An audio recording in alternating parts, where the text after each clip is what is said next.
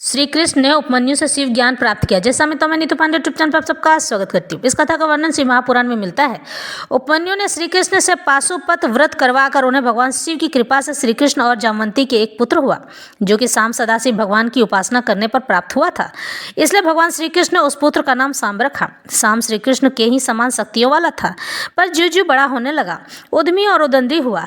जब श्री कृष्ण ने पाशुपत व्रत किया था तो श्री कृष्ण के शिव ज्ञान उपमन्यु से लेने की इच्छा हुई और वे पुनः उपमन्यु ऋषि के आश्रम में गए।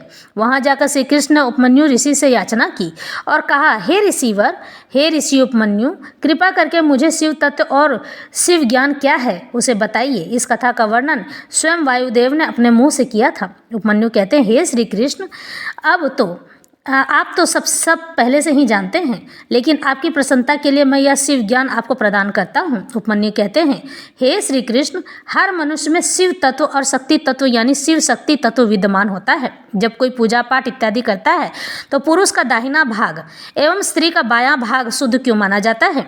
क्योंकि पुरुष का दाहिना भाग शिव तत्व व स्त्री का बायां भाग शक्ति तत्व को प्रदर्शित करता है। हे श्री कृष्ण, फिर कृष्ण कहते हैं, भगवान, अब मैं उस शिव ज्ञान को सुनना चाहता हूँ जो वेदों का सार तत्व है तथा जिसे भगवान शिव ने अपने शरणागत भक्तों को मुक्ति के लिए कहा है। प्रभु शिव की पूजा कैसे की जाती है, पूजा आदि में किसका अधिकार है तथा ज्ञान योग आदि कैसे सिद्ध होते हैं। उत्तम व्रत का पालन करने वाले मुनीश्वर ये सब बातें विस्तार पूर्वक बताइए। तो उपमन्यु ने कहा, हे भगवान शिव ने जिस वेदोक्त ज्ञान को संक्षिप्त करके कहा है वही शैव ज्ञान है यानी शिव ज्ञान है। वह निंदा स्तुति आदि से रहित तथा श्रवण मात्र से ही, सुनने मात्र से ही अपने प्रति विश्वास उत्पन्न करने वाला होता है। यह दिव्य ज्ञान गुरु की कृपा से प्राप्त होता है और अनायास ही मोक्ष देने वाला होता है। अचानक से ही मोक्ष प्राप्त हो जाता है। मैं उसे संक्षेप में ही बताऊंगा क्योंकि उसका विस्तार करना बहुत बड़ी बात है और इसका विस्तार किया भी नहीं जा सकता है। पूर्व काल में महेश्वर शिव सृष्टि की इच्छा करके सत्कार्य कारणों से नियुक्त हो स्वयं ही अव्यक्त से व्यक्त रूप में प्रकट हुए, यानी कि जो दिखाई नहीं देता था तो वो दिखाई देने लगे। उस समय ज्ञान स्वरूप भगवान विश्वनाथ ने देवताओं में सबसे प्रथम देवता वेदपति ब्रह्मा जी को उत्पन्न किया। ब्रह्मा ने उत्पन्न होकर अपने पिता महादेव को देखा तथा ब्रह्मा जी के जनक महादेव जी ने भी उत्पन्न हुए ब्रह्मा की ओर स्नेहपूर्वक दृष्टि से देखा, प्रेम से देखा और उन्हें सृष्टि रचने की आज्ञा दे दी। रुद्रदेव की कृपा दृष्टि से देखे जाने पर सृष्टि के सामर्थ्य से युक्त हो उन ब्रह्मदेव ने समस्त संसार की रचना की और पृथक पृथक वर्णों तथा आश्रमों की व्यवस्था की। उन्होंने यज्ञ के लिए सोम की सृष्टि की। सोम से धूलोक का प्रादुर्भाव हुआ। फिर पृथ्वी, अग्नि, सूर्य, यज्ञ में विष्णु और सचिपति इंद्र प्रकट हुए। वे सब तथा अन्य देवता रुद्राध्याय पढ़कर रुद्रदेव की स्तुति करने लगे। तब भगवान महेश्वर अपनी लीला प्रकट करने के लिए उन सबका ज्ञान हरकर प्रसन्न मुख से यानी प्रसन्न होकर उन देवताओं के आगे खड़े हो गए। तब देवताओं ने मोहित होकर उनसे अपनी पूछा, आप कौन हैं? भगवान रुद्र बोले, श्रेष्ठ देवताओं, सबसे पहले मैं ही था, इस समय भी सर्वत्र मैं ही हूँ और भविष्य में मैं ही रहूँगा और मेरे सिवा दूसरा कोई नहीं है। मैं भी अपने तेज से संपूर्ण जगत को तृप्त करता हूँ। मुझसे अधिक और मेरे समान कोई नहीं है। जो मुझे जानता है वह मुक्त हो जाता है। ऐसा कहकर भगवान रुद्र वहीं अंतर्ध्यान हो गए। जब देवताओं ने उन महेश्वर को नहीं देखा तब वे सामदेव के मंत्रों द्वारा उनकी स्तुति करने लगे। अथर्वशीर्ष में वर्णित पाशुपत व्रत को ग्रहण करके उन अमरगणों ने अपने संपूर्ण अंगों में भस्म लगा लिया। यह देख उन पर कृपा करने के लिए पशुपति महादेव अपने गणों और उमा के साथ उनके निकट आए। प्राणायाम के द्वारा श्वास को जीत कर निद्रा रहित यानी कि बिना नींद के एवं निष्पाप हुए योगी जन अपने हृदय में जिनका दर्शन करते हैं, उन्हीं महादेव को उन देवेश्वरों ने वहां देखा जिन्हें ईश्वर की इच्छा का अनुसरण करने वाली पराशक्ति कहते हैं। आपको यह बात बताने मुझे बड़ी खुशी होती है। जब मनुष्य अपने ज्ञान के उत्तम मार्ग पर चलता है तो उसे शिव तत्व की प्राप्ति भी होती है, लेकिन जब ध्यान के सबसे सर्वश्रेष्ठ मार्ग पर पहुंच जाता है यानी कि सबसे ऊंचे पद पर पहुंचता है, उसे शिव और शक्ति दोनों ही प्राप्त होते हैं, क्योंकि वही अंतिम ध्यान का मार्ग होता है। जब अंतिम ध्यान के मार्ग में आप पहुंचते हो तो शिव तत्व और शक्ति तत्व आपको मिलते हैं।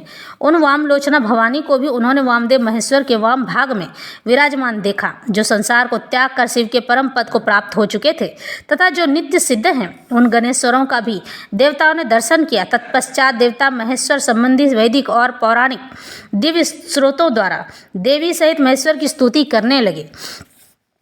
तब ऋषभध्वज महादेवी जी भी उन देवताओं की ओर कृपा पूर्वक देखकर अत्यंत प्रसन्न हो स्वभावतः मधुर वाणी में बोले, मैं तुम लोगों पर बहुत संतुष्ट हूँ।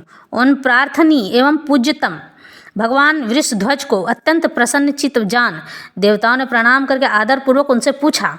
देवता कहते हैं, हे भगवान, इस भूतल पर यानी पृथ्वी पर किस मार्ग से आपकी पूजा होनी चाहिए, किस रास्ते से आपकी पूजा होनी चाहिए और उस पूजा में किसका अधिकार है, यह ठीक ठीक बताने की कृपा करें। तब देवेश्वर शिव ने देवों की ओर मुस्कुराते हुए देखा और अपने परम घोर सूर्यमय स्वरूप को दिखाया, यानी कि बहुत ही तेज वाला उनका दिव्य रूप था। उनका वह स्वरूप संपूर्ण ऐश्वर्य गुणों से संपन्न, सर्व तेजोमय, सर्वोत्कृष्ट शक्तियों, मूर्तियों, अंगों, ग्रहों और देवताओं से घिरा हुआ था।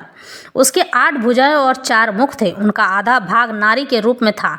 उस अद्भुत आकृति वाले आश्चर्यजनक स्वरूप को देखते ही सब देवता यह जान गए कि सूर्यदेव, पार्वती देवी, चंद्रमा, आकाश, वायु, तेज, जल, पृथ्वी तथा शेष पदार्थ भी शिव के ही स्वरूप हैं।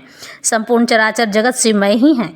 परस्पर ऐसा कहकर उन्होंने भगवान सूर्य को अर्घ्य दिया और नमस्कार किया। अर्घ्य देते समय वे इस प्रकार बोले, जिनका वर्ण सिंदूर के समान है और मंडल सुंदर है, जो सुवर्ण के समान कांतिमान आभूषणों से विभूषित है, जिनके नेत्र कमल के समान हैं, जिनके हाथ में भी कमल है, जो ब्रह्मा, इंद्र और नारायण के भी कारण हैं, उन भगवान को नमस्कार है। यूं कहकर उत्तम रत्नों से पूर्ण सुवर्ण, कुमकुम, कुश और पुष्प से युक्त जल सोने के पात्र में लेकर उन देवेश्वर को अर्घ्य दे और कहे, भगवान, आप प्रसन्न हो, आप सबके आदि कारण हैं, आप ही रुद्र, आप ही विष्णु और आप ही ब्रह्मा और सूर्य रूप हैं।